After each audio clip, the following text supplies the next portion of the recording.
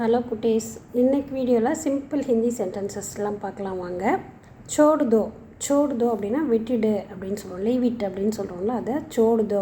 சோடு தோ, அதை விட்டுடு அப்படின்றோம்ல, அதை சோடு தோ அப்படின்னு சொல்லணும்.